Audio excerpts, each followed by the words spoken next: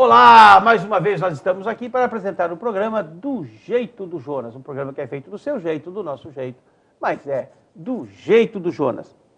Para você entrar em contato conosco, pelo e-mail jonasgrebe@ig.com.br, no Facebook, Facebook/Do Jeito do Jonas. Minha página pessoal do Facebook, é só colocar Jonas Grebe, você encontra a minha página lá e nós vamos interagir, bater um papo, faça lá o seu comentário que com certeza eu vou gostar muito de ver você lá pela minha página. Esse programa tem transmissão simultânea pelo site www.guarutv.com.br. Nós temos reprises no canal 8 e no canal 22.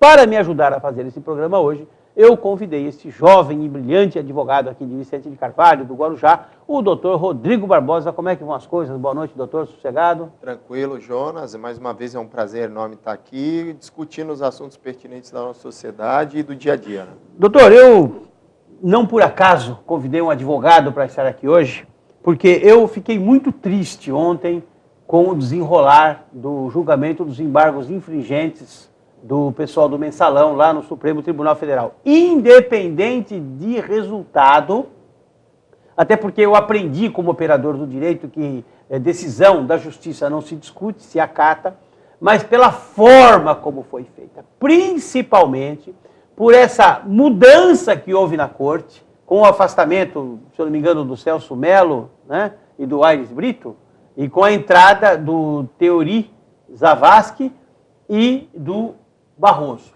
dois ministros do Supremo Tribunal Federal que vieram nomeados pela presidente Dilma simplesmente para que votassem de forma política e não técnica. Isso, na minha opinião, de operador do direito, de advogado há tantos anos, na minha opinião, isso é o sepultamento do nosso maior tribunal. Estou enganado, doutor? De fato, foi uma sessão atípica, né? Nós presenciamos coisas que não gostaríamos de ver na justiça brasileira, até porque trata-se de um órgão constitucional, o Supremo Federal é um órgão constitucional. Eu confesso que eu fiquei com a pulga atrás da orelha em relação a alguns votos, e não estou entrando aqui no tecnicismo do voto do ministro, mas a maneira como se portou, parecia mais que estava exercendo o nosso mumus público como advogado do que propriamente como julgador da corte. Ou parecia também que ele era simplesmente ali um cabo eleitoral de bandidos que estão presos. Agora, o fato é que nós temos que observar como são as coisas. Ontem, eu tive a percepção que o voto do decano Celso de Mello, lá atrás, quando acolheu a admissibilidade dos infringentes, quando estava aquela discussão toda, foi um voto técnico. Porque ontem ele manteve o voto, sim, condenando os mensaleiros, mantendo a condenação pelo crime de quadrilha. Evidentemente, o tribunal é outro, aquele que julgou o mensalão era um, esse é outro, né? Entenderam por bem dar provimento à tese vencida, foi aqui não houve crime de quadrilha, abriram um precedente para o país inteiro, nesse sentido do crime de quadrilha, porque agora fica muito mais fácil até para a defesa mensurar essa questão do viés da quadrilha, que vai ficar muito difícil terminar. É óbvio, a decisão de ontem não vincula, mas é um pré-requisito e praticamente derruba o 288 do Código Penal. Exatamente. Derruba, porque como é que você vai daqui para frente dizer que essas pessoas que essa noite assaltaram aqui um terminal portuário, tinham lá 15, 20 assaltantes, como é que você vai conseguir dizer que essas pessoas formaram uma quadrilha?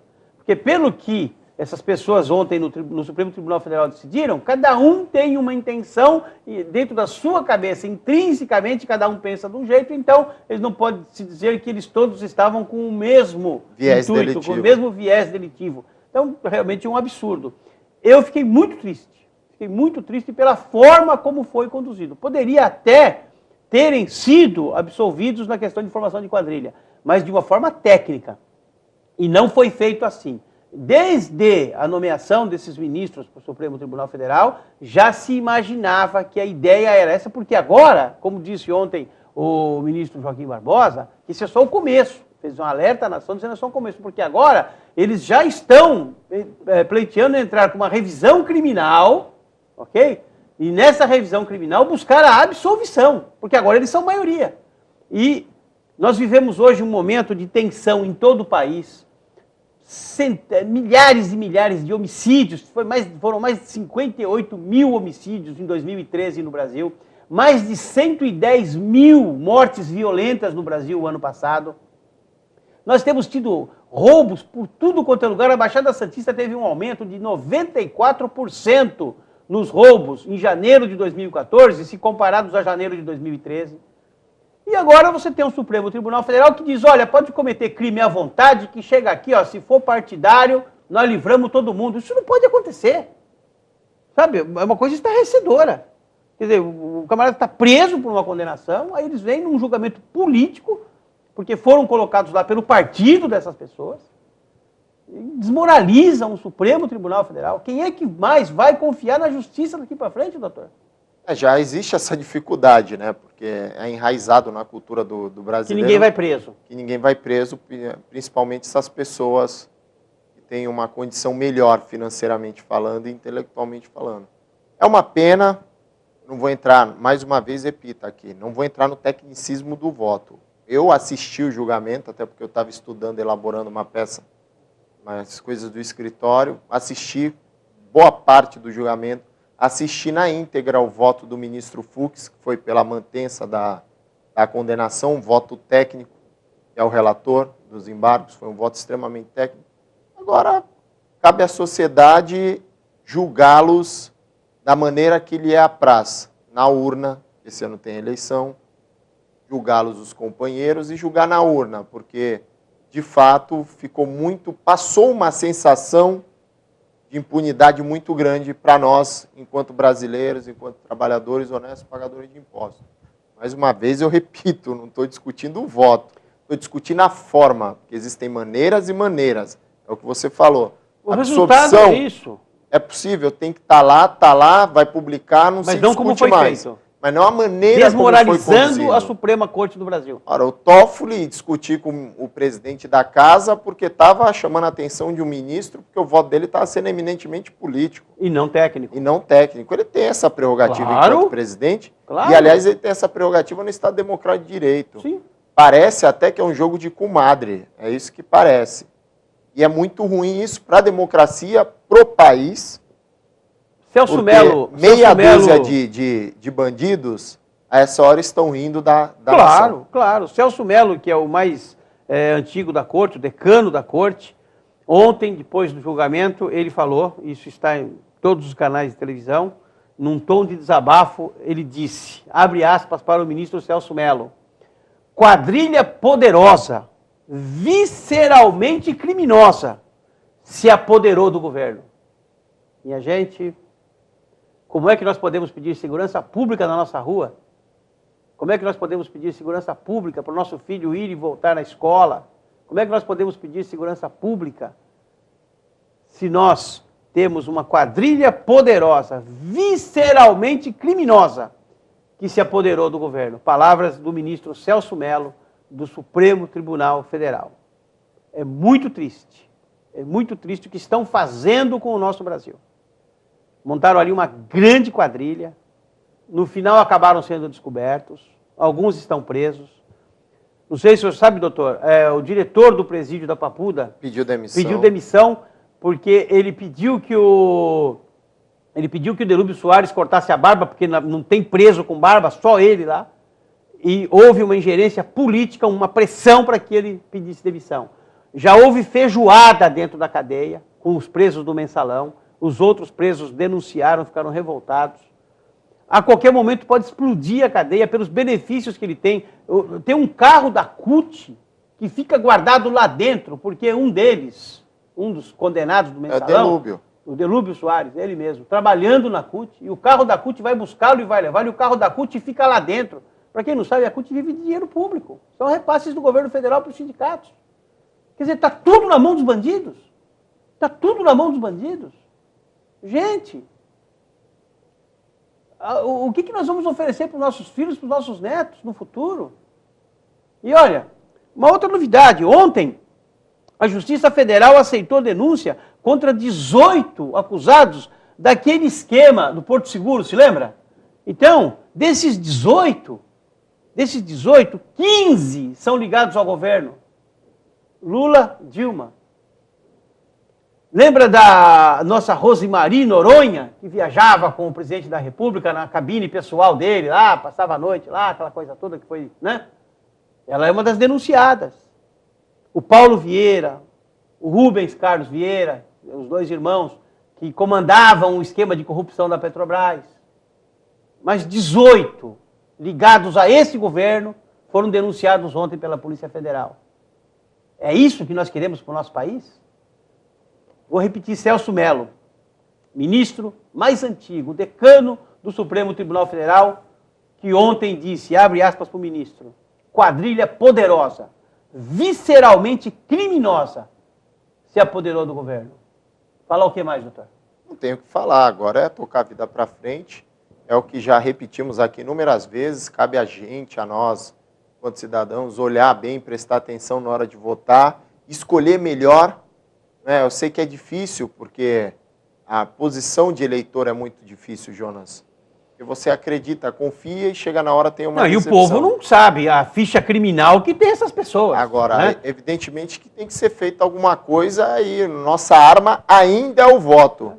Porque eu não não sou aqui cavaleiro do apocalipse, mas do jeito que está indo, às vezes eu me sinto morando na Venezuela. Não, cada vez mais nós vamos virando Venezuela, cada vez mais. Porque o que esse pessoal que está no governo faz hoje? Eles criam uma luta de classes para jogar povo contra povo. Exatamente. Né? Hoje, como está acontecendo na Venezuela. Entendeu? Aí dá lá uma esmola, dá lá uma cesta isso, uma cesta aquilo para a pessoa, para trazê-la para votar junto. Né?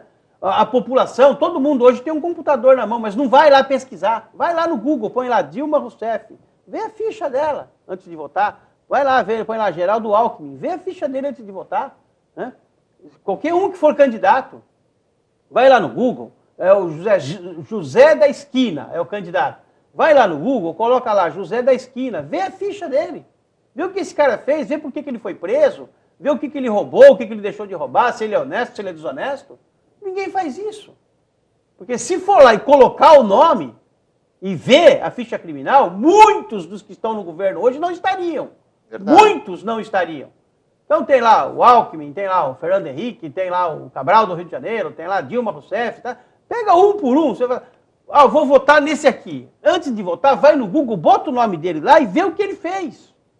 Vê por que ele foi preso. Porque a maioria desse pessoal já tinha sido preso. Eu sempre falo aqui que o Genuíno, ele assaltava banco e foi preso.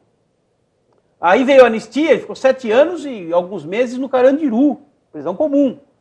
Depois disse que é preso político, assaltava banco. Aí ele sai e vira político. E agora ele está preso por roubar dinheiro público. Se ele fosse, quem fala é o Jonas Grebe, eu tenho RG, CPF, tenho OAB. Então eu que estou falando que se o Genuíno fosse padeiro, ele ia roubar a massa do pão. Se ele fosse, sei lá, servente de pedreiro, ia roubar cimento. Porque ele é ladrão. Ele roubava banco, ele virou político e foi roubar dinheiro público. Ele é ladrão. Quem é ladrão, por isso que ele está preso. Por isso que ele está preso, porque ele é ladrão. E não é você que está falando. Quem falou foi o Supremo Tribunal Federal. Sim, que botou ele na cadeia. Então ele é ladrão. Qualquer coisa que ele fosse fazer. O irmão dele, que agora é deputado federal, foi preso com um monte de dólar na cueca. Ninguém lembra mais disso? Os dólares na cueca. Mais de 100 mil dólares na cueca do irmão do Genuíno. De quem que era aquele dinheiro? Era seu que estava me assistindo? Era meu? Era do doutor Rodrigo? Era da quadrilha. Era da quadrilha. E está aí solto, é deputado federal. Votaram nele de novo. E aquilo foi em 2006. Em 2010, votaram nele de novo. Então, o que nós merecemos como povo se elegemos esses caras? Se você, antes de votar, não vai lá no Google, não põe o nome da camarada lá, para ver. O esquema do mensalão, prenderam meia dúzia. Tem muita gente solta, que não foi nem indiciado. Uns porque souberam fazer, outros porque tinham amigos que não colocaram o nome, outro porque a cúpula ficou com medo de colocar o chefe. É triste. O que aconteceu ontem no Supremo Tribunal Federal, o recado que o Supremo deu ontem é que acabou. Acabou. Cai lá e eles vão absolver. Se for da quadrilha, se for amigo, se for do esquema de quem nomeia aqueles caras lá. Agora, eu, um operador de direito na minha idade, me envergonhar do meu Supremo Tribunal Federal, eu nunca imaginei isso na minha vida. Porque se tem alguém que tem respeito pelas leis, sou eu. Mas ontem eu fiquei muito triste, porque nós temos hoje no Supremo Tribunal Federal ministros que, ao invés de julgar pela lei, julgam pelo viés político, pela ideologia. Fazer o quê? Muito triste, doutor. Muito triste. Agora cabe ao povo, não com relação aos ministros. Ministros quem vai indicar são eles mesmos. São eles, e, enfim.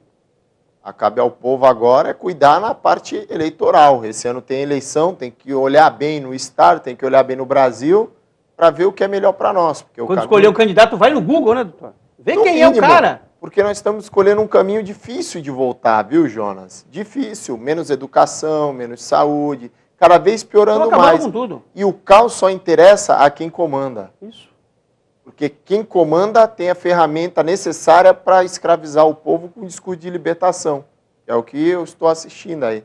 Você vem com um discurso de libertação e à medida em que você vem falando que está libertando, você está escravizando. Porque sem perceber, você está reduzindo a educação, você está dificultando a saúde, você está, quando a pessoa olhar, ela está totalmente, completamente dependente do governo. Do governo. Mas a ideia é essa. E aí o governo faz o que bem entender. A ideia é essa. Você vai, esse pessoal como é fanático com o chavismo. Esse pessoal é fanático por Cuba. Você vai em Cuba, o camarada trabalha o mês inteiro lá para ganhar 15, 20 reais. Um médico lá ganha 50 reais por mês. Né? E aí recebe uma ração. Sabe aquela ração que você dá para o seu cachorro? Aí o povo recebe uma ração. Ah, nossa, que maravilha, o comandante mandou uma ração para mim aqui em casa. Então tá ótimo, porque mandou uma ração, sabe? É isso que nós queremos para nós?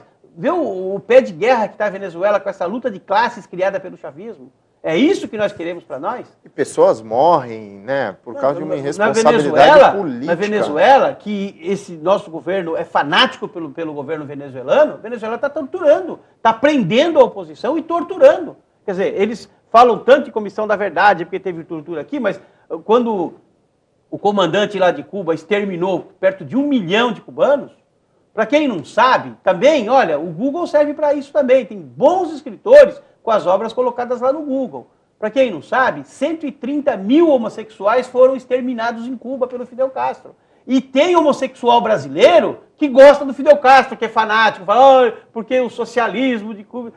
Aí você vai ler a história, tem 130 mil assassinatos de homossexuais lá. O Brasil é o único país do mundo que tem homossexual comunista, porque em todos os lugares que eles assumiram o governo, o primeiro que eles exterminam são os homossexuais. Você sabia disso? Não sabia isso. Dá uma pesquisada, depois me cobra. Dá uma pesquisada. Em todos os governos comunistas socialistas, o primeiro que vai para o paredão é o homossexual. E o Brasil é o único país do mundo que tem homossexual comunista. Porque não sabe, porque não leu, porque não estuda. Porque não vai ver que esse cara, se assumir o poder, vai exterminar justamente os iguais a ele. Sabe? A ignorância é terrível. Faz mal para a pessoa. Esse pessoal está aí dizendo que quer fazer um país... Dá uma olhada nas ruas. Vê o número de assaltos. Vê se o seu filho tem liberdade para ir e voltar na escola à noite. Vê se você tem hoje liberdade para pegar um ônibus que pode ser incendiado no meio do trajeto. Hoje estão parando o ônibus não só para incendiar, estão assaltando passageiros dos ônibus. Essa noite teve acho que 2 ou 3 aqui na Baixada Santista. Você não tem mais liberdade para nada. São roubos para tudo quanto é lado. O país virando um caos. O Supremo Tribunal Federal hoje não é mais um Supremo de Justiça, é um Supremo político. Difícil. É isso que nós queremos? É isso que nós queremos? Vamos a um breve intervalo comercial? Daqui a pouquinho nós voltamos, porque realmente hoje para mim é um dia muito triste, porque eu amo o meu país. Eu sou um patriota e nós estamos entregues a quadrilhas, como disse o ministro Celso Mello.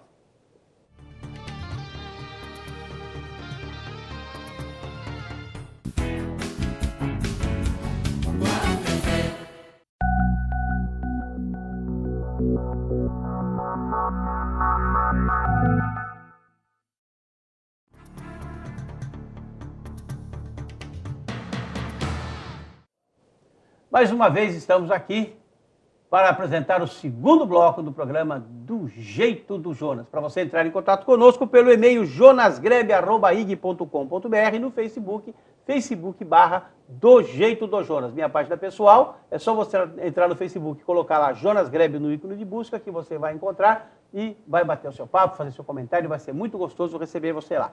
Temos transmissão simultânea desse programa pelo site www.guarutv.com.br. Temos reprises no canal 8 e no canal 22 da rede Itapema de televisão. Doutor Rodrigo, o governo de São Paulo, aliás, falando em governo de São Paulo, falando em governo de São Paulo, iam tirar o Marcola de uma prisão de segurança máxima, com um avião, com um helicóptero pintado das cores da polícia. Ô, doutor, não é muita fantasia, não? Olha, eu vou te falar a verdade. Eu ouvi, li, o relatório existe, de fato existe, o Ministério Público, a inteligência do Estado. Agora, o que eu acho interessante, o que eu fico me perguntando, o que é que está acontecendo, se as pessoas estão emburrecendo, é falar isso para a mídia. Ora, não é essa a função da segurança pública, não é para fazer perfumaria. Impedimos uma fuga que sequer saiu do papel. Não entendi, é o tipo de coisa que não me entra na cabeça. Ou eu estou ficando burro demais, à medida que eu vou envelhecendo, ou o governo está ficando burro demais. Porque se eles sabiam, eles tinham que adotar as medidas preventivas, prender a quadrilha, como manda o ordenamento jurídico, relatar, fazer a denúncia, pedir a prisão temporária, mostrar indício de autoria, materialidade, da iminência da preparação do crime, não é? O juiz determinar a expedição de mandato, ir nos endereços, efetuar a prisão e depois falar para a olha, prendemos, estão aqui, eles iam fazer uma ação espetacular. Mudou. Primeiro eu pego, descubro que vai chegar a 100 quilos de droga.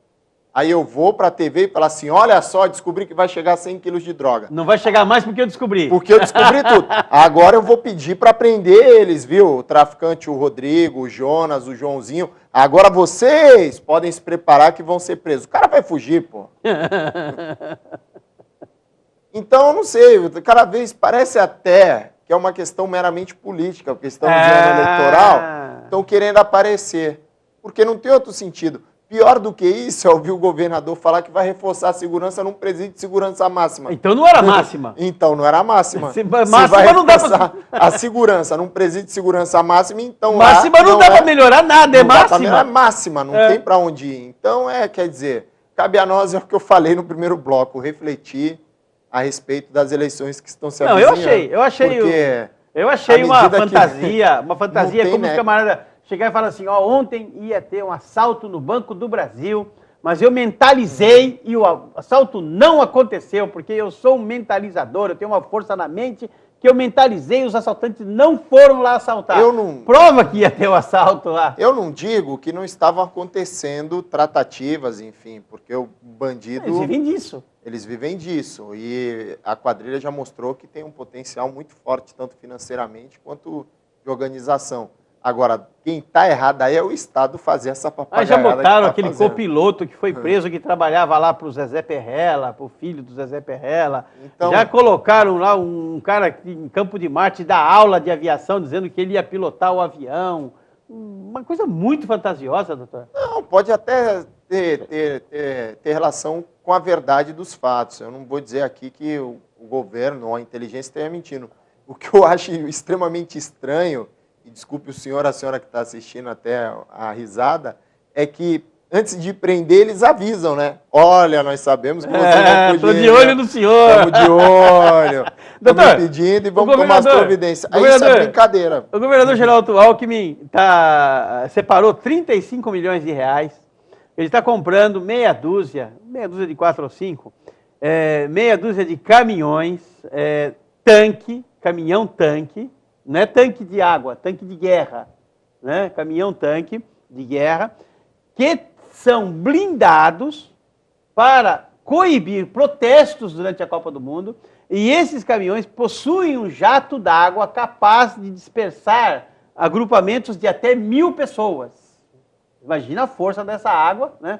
Aliás, quero até parabenizar aqui o gênio que bolou isso, porque São Paulo Nós estamos com o reservatório a 18% da capacidade de água. Eu ia falar. Estamos falando em falta d'água para beber, para tomar banho, para escovar o dente, mas vai ter água para colocar nos caminhões para aquelas pessoas que quiserem protestar durante a Copa, tomarem um banho de jato d'água que dispersa até 1.000 pessoas, com caminhão, né, caminhão tanque, como se fosse um caminhão de guerra, blindado, e o caminhão chama-se Canhão de Água Blindado Antiprotesto. O nome é bonito, hein?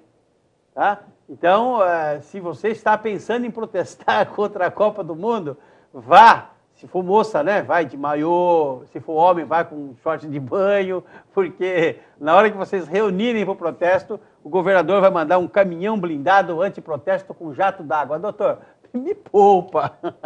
É o fim do fim, não tenho o que falar. É uma idiotice, quer dizer, ao invés de buscar melhorar, ouvir o povo, porque Frei Carlos Mestre já dizia que o bom governante é aquele que sabe escutar o povo. Ao invés deles melhorarem, buscar ouvir o povo, tentar dispersar o protesto trabalhando, eles vão dar jato d'água na população, o cara vai me gastar 35 milhões de reais. Está sobrando dinheiro. Para dar jato d'água no povo que vai protestar, seja em virtude da Copa ou em qualquer outro tipo de protesto, porque o protesto ele é assegurado, a Constituição lá, é direito fundamental de primeira geração, é livre a manifestação de pensamento vedado anonimato. Eu tenho o direito de discordar de você, Geraldo Alckmin. Tenho o direito de discordar de você, Jonas Grebe. Desde que eu faça dentro dos limites impositivos da lei. E respeitando a parte contrária, porque você também tem direito de discordar. Claro. Agora, o que não pode é o cidadão gastar tempo, dinheiro, nosso dinheiro, para nossa água, que é preciosa. Oh, amigão, inverte isso daí na Polícia Militar do Estado. Não, então tivemos melhor para combater uma manifestação no sábado passado. Para combater isso que está acontecendo. Investe melhor na saúde, pega esses 35 milhões, manda para a saúde. Dá uma parte para o município. Não fica gastando com caminhão para colocar, coibir protesto. Bota a polícia para trabalhar, dá condição para a polícia trabalhar, para passar a segurança para a gente que nós precisamos, porque ao contrário do senhor que tem 20, 30 seguranças o dia inteiro à sua disposição, carro blindado na frente, nós estamos à mercê da bandidagem. Então, por favor, né, pare e reflete um pouquinho e pensa no povo, porque a tua função é essa. Doutor, nós tivemos uma manifestação no sábado passado e a Polícia Militar fez aquele esquema que na Europa já é comum de cercar, não o povo que estava fazendo a manifestação, mas aqueles que foram para quebrar tudo, né? Aqueles mascarados, aquelas pessoas que foram para destruir mesmo, tinham bombas, tinham rojões, tinham pedras, tinham tacapes lá com prego na ponta. Essas pessoas foram coibidas, cercando, a Polícia Militar cercou, fez 2 colunas, né? Cercou 2 colunas, tinham lá 5 jornalistas no meio, que também estavam lá para fazer coisa errada, porque senão não estariam ali naquele bloco, ok? Preste bem atenção nisso, não existe categoria onde todos são santos. No meio sempre tem, tinham lá 300 jornalistas, tinham 5 ali que estavam ali, né? Daquele jeito que foram pegos ali. Levaram 260 para a delegacia, não tiveram a oportunidade de quebrar, começaram a quebrar a agência bancária, logo a polícia cercou. Isso é uma forma correta de agir. Porque se você tem uma manifestação com milhares de pessoas, mesmo que tenha lá 20, 30, que tenha 260 que foram lá para quebrar, você não pode tratar todo mundo igual com um jato d'água, com um blindado tacado em cima do povo. Não é assim que se faz. Essa forma como foi feito no sábado passado, parabéns, é isso que tem que fazer. Cerca, bloqueia e acabou. E também, olha, a Copa do Mundo, eu desde o começo fui contra, porque eu sou contra o Ronaldo, né? Aquele Ronaldo Fenômeno, ele disse que nós não tem que ter hospital, tem que ter estádio. Eu não, eu acho que não tem que ter estádio, que tem que ter Copa. Não, que tem que ter... Hospital. Hospital, que não tem que ter estádio, tem que ter hospital. Né? Não tem que ter estádio, tem que ter hospital. O Ronaldo acha que não tem que ter hospital. Ele acha que tem que existir estádio. Eu sou o contrário, ok? Mas a Copa está aí. É a realidade. A Copa está feita. É pegar quem gastou mal o dinheiro e ver. Se tiver fraude, corrupção, sacanagem, mas não tem como põe na cadeia. Não tem, passar a Copa, vota em outro para não ter Copa. Em 1986, a Colômbia faria a Copa do Mundo. E a Colômbia desistiu. E o primeiro país da lista para fazer a Copa foi o Brasil. E vieram aqui, a comitiva da FIFA veio ao Brasil, tem relatórios aí publicados, veio ao Brasil oferecer a Copa para o Brasil. O presidente da República era o João Figueiredo. E o João Figueiredo, na época, disse, eu não posso fazer uma Copa do Mundo no Brasil, porque as exigências da FIFA faz com que eu tire a atenção das pessoas que moram em favelas, tire a atenção das pessoas que não têm hoje um tratamento de saúde digno, das pessoas que não têm um transporte digno para fazer Copa do Mundo. Isso aconteceu, está aí publicado em todo lugar. Falou, não, o Brasil não tem condições de fazer uma Copa. Aí, hoje, esse governo que está aí acha que tem que fazer Copa e que não tem que fazer hospital, que não tem que ter escola de qualidade, que não tem que ter mobilidade urbana de qualidade. E qual vai ser o legado da Copa? Os estádios. Só que a Copa já está aí, não tem mais volta. Não tem mais volta, doutor. Vamos protestar contra gastos. Contra a Copa não adianta mais. Doutor, chegamos ao fim. 30 segundos para falar tchau. Bom, em primeiro lugar, mais uma vez é um prazer muito grande estar aqui. Eu quero agradecer mais uma vez por estar permitindo a gente expor nossas ideias, entrar nas casas das pessoas, conversar com você, munícipe telespectador, e pedir desculpa, conta do sarcasmo, mas não dá.